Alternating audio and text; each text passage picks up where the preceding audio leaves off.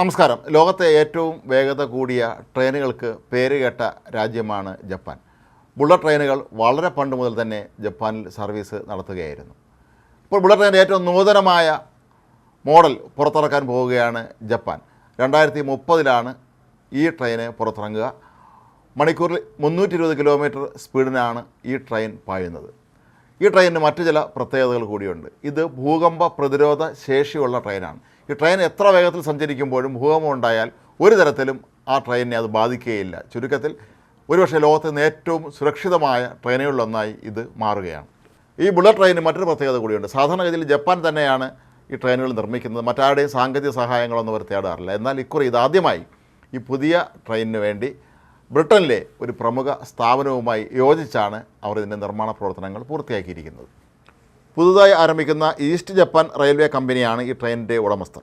E10 ഇനത്തിൽപ്പെട്ടതാണ് ഈ train. ജപ്പാൻ്റെ തലസ്ഥാനമായ ടോക്കിയോയെ രാജ്യത്തിൻ്റെ വടക്ക് ഭാഗത്തുള്ള അമോറി നഗരവുമായി ബന്ധിപ്പിക്കുന്നതാണ് ഈ റെയിൽവേ ലൈനും ഈ ട്രെയിനും. സ്റ്റുഡിയോ ടഗാർ എന്ന ലണ്ടൻ ആസ്ഥാനമായി പ്രവർത്തിക്കുന്ന സ്ഥാപനത്തിൻ്റെ സാങ്കേതിക സഹായമാണ് ഇവർ ഈ ട്രെയിനിൻ്റെ നിർമ്മാണത്തിനായി തേടിയിട്ടുള്ളത്. പ്രധാനമായും ട്രെയിനിൻ്റെ ഉൾഭാഗവും അതിൻ്റെ ഡിസൈനും മറ്റും ഉൾപ്പെടെയുള്ള ഏറ്റവും പ്രധാനപ്പെട്ട കാര്യങ്ങൾക്ക് വേണ്ടിയാണ് ഈ ബ്രിട്ടീഷ് സ്ഥാപനത്തെ ജപ്പാൻ സമീപിച്ചിരുന്നത്. ഈ ട്രെയിനിൻ്റെ ഉൾഭാഗം അതീവ കമനീയമായിട്ട് തന്നെയാണ് രൂപകൽപ്പന ചെയ്തിരിക്കുന്നത്.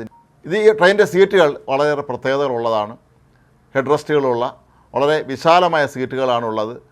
മാത്രമല്ല ഇതിൻ്റെ ഉള്ളിലെ ലൈറ്റിംഗ് സംവിധാനമൊക്കെ തന്നെ യാതൊരു തരത്തിലുമുള്ള കണ്ണിന് ആയാസം ഉണ്ടാക്കുന്ന തരത്തിലേ അല്ല. ട്രെയിനിൻ്റെ മുകൾ ഭാഗത്തിന് പച്ച നിറമാണ് നൽകിയിരിക്കുന്നത്. കൂടാതെ ഈ ട്രെയിനിൻ്റെ മൊത്തം ഡിസൈൻ ചെയ്യുന്നതിന് വേണ്ടി ആധാരമാക്കിയെടുത്തത് ഈ ട്രെയിൻ കടന്നു പോകുന്ന വഴികളിലെ മനോഹരമായ ദൃശ്യങ്ങളാണ്. ഈ റെയിൽവേ പാത കടന്നു പോകുന്ന വഴിയിലൊക്കെ തന്നെ മനോഹരമായ പർവ്വതനിരകളും വനങ്ങളും തീരപ്രദേശങ്ങളും എല്ലാം ഉണ്ട്.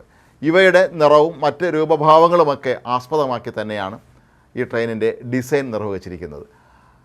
മാത്രമല്ല ഇതിലെ ഏറ്റവും മികച്ച ഓഡിയോ സംവിധാനങ്ങൾ ഈ ട്രെയിനിൽ ഉൾപ്പെടുത്തിയിട്ടുണ്ട്. കൂടാതെ മൊബൈൽ ഫോണും ലാപ്ടോപ്പും ഒക്കെ ചാർജ് ചെയ്യാനുള്ള സംവിധാനങ്ങൾ വളരെ വേഗത്തിൽ തന്നെ അതെല്ലാം ചെയ്തെടുക്കാനുള്ള സംവിധാനങ്ങൾ ഈ ട്രെയിനിനുണ്ട്.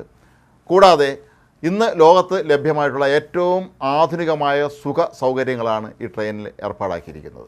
ഏതായാലും 2030 ഈ ട്രെയിനുകൾ സർവീസ് ആരംഭിക്കുന്നതോടെ നിലവിൽ ഈ റൂട്ടിലൂടെ കടന്നു പോകുന്ന E2, E5 ഇനത്തിൽപ്പെട്ട ബുള്ളറ്റ് ട്രെയിനുകൾ പിൻവലിക്കുന്നതായിരിക്കും. പകരം ഏറ്റവും പുതിയ E10 എന്ന നമ്മളിപ്പോൾ ഇവിടെ വിവരിച്ച തരത്തിലുള്ള ഏറ്റവും ആധുനിക സൗകര്യങ്ങളുള്ള ട്രെയിനുകളായിരിക്കും ഇനി ഈ പാതയിലൂടെ സർവീസ് നടത്തുക. ബുള്ളറ്റ് ട്രെയിനുകൾ എല്ലാ കാലത്തും ജപ്പാന് അഭിമാനമായിരുന്നതുപോലെ തന്നെ ഈ പുതിയ മോഡലും അവരുടെ യശസ് ഉയർത്തും എന്നുള്ളത് ഉറപ്പാണ്. പക്ഷേ ഇക്കുറി ഒരു പ്രത്യേകതയുള്ളത് ജപ്പാൻ്റെ മാത്രം നിർമ്മിതിയല്ല, ബ്രിട്ടീഷ് സ്ഥാപനത്തിൻ്റെ കൂടി സാങ്കേതിക സഹകരണത്തോടു കൂടിയാണ് നിർമ്മിക്കുന്നത് എന്നുള്ളതാണ് ഇതിൻ്റെ ഏറ്റവും പ്രധാനപ്പെട്ട സവിശേഷതകളിൽ ഒന്ന്.